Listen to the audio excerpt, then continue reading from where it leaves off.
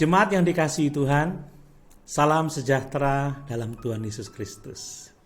Kembali bersama dengan saya dalam renungan Eklesion, dan kita masih akan merenungkan firman Allah dalam Ibrani pasal 9 ayat 15 sampai 22 yang berbicara tentang pengampunan melalui darah Kristus. Dan kita tiba pada bagian yang keempat, yaitu bagian yang terakhir, dengan tema kematian Yesus memeteraikan perjanjian baru dengan darahnya. Mari kita membaca kembali Ibrani 9 ayat 15 sampai 22, demikian firman Tuhan. Karena itu ia adalah pengantara dari suatu perjanjian yang baru, supaya mereka yang telah terpanggil dapat menerima bagian kekal yang dijanjikan. Sebab ia telah mati untuk menebus pelanggaran-pelanggaran yang telah dilakukan selama perjanjian yang pertama. Sebab di mana ada wasiat, di situ harus diberitahukan tentang kematian pembuat wasiat itu. Karena suatu wasiat barulah sah kalau pembuat wasiat itu telah mati, sebab ia tidak berlaku selama pembuat wasiat itu masih hidup. Itulah sebabnya maka perjanjian yang pertama tidak disahkan tanpa darah.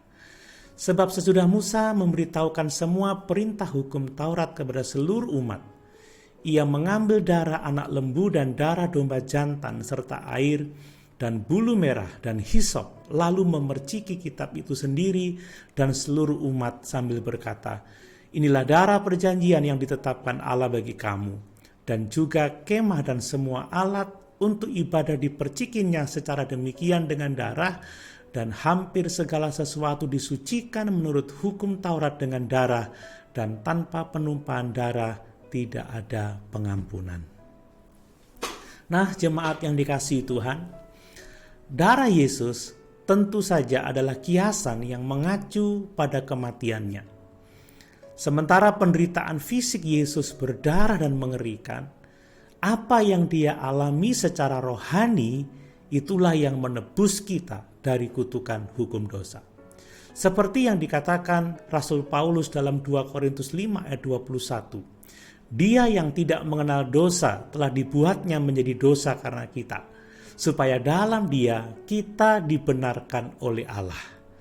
Penderitaan terburuk Kristus di kayu salib adalah harus dipisahkan dari Bapa saat dia menanggung hukuman kita. Dalam Ibrani pasal 9 ayat 16-17, penulis menggunakan analogi dari warisan dan wasiat untuk menunjukkan bahwa pengampunan datang kepada kita sebagai ahli waris Kristus dan bahwa pengampunan datang kepada kita melalui darahnya. Jemaat yang dikasihi Tuhan, pengampunan dosa datang kepada kita sebagai ahli waris Kristus.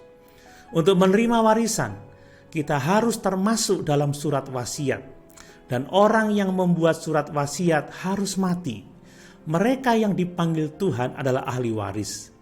Penekanannya di sini bukanlah pada panggilan manusia kepada Tuhan, tetapi pada panggilan Tuhan terhadap manusia. Dengan kata lain, Kristus adalah pemilik harta, dan dia membuat kehendak memilih ahli waris. Dia memiliki daftar khusus, bukan lembar pendaftaran.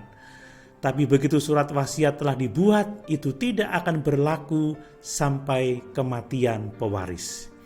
Jadi pertanyaan yang perlu kita jawab adalah, pernahkah kita mendengar panggilan Tuhan dalam Injil dan menjawab panggilan itu dengan iman dalam kematian Yesus? Yesus mati untuk memeteraikan manfaat wasiat bagi ahli waris. Jika kita adalah ahli waris, Kristus melalui iman dalam darahnya, kita memiliki keuntungan pengampunan yang dijamin kematiannya. Jemaat yang dikasihi Tuhan, pengampunan hanya datang melalui darah Kristus. Jika tidak ada pengampunan tanpa penumpahan darah, maka kebalikannya juga benar.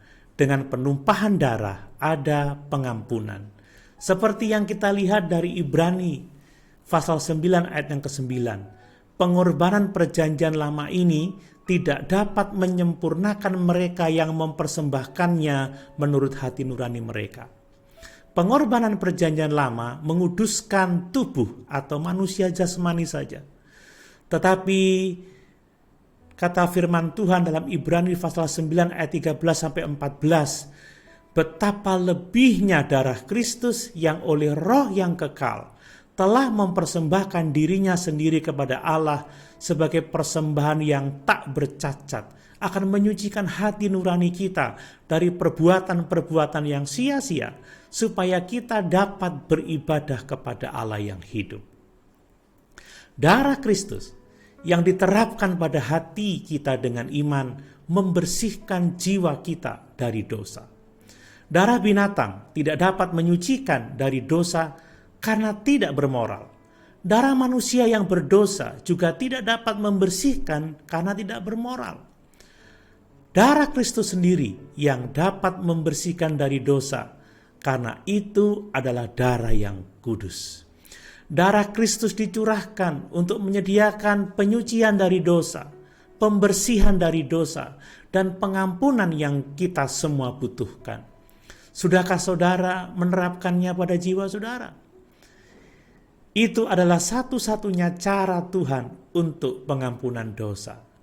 Pengampunan dosa saudara hanya datang melalui darah Yesus Kristus. Pastikan bahwa saudara telah mengoleskan darahnya ke hati saudara dengan iman. Haleluya! Tuhan Yesus memberkati.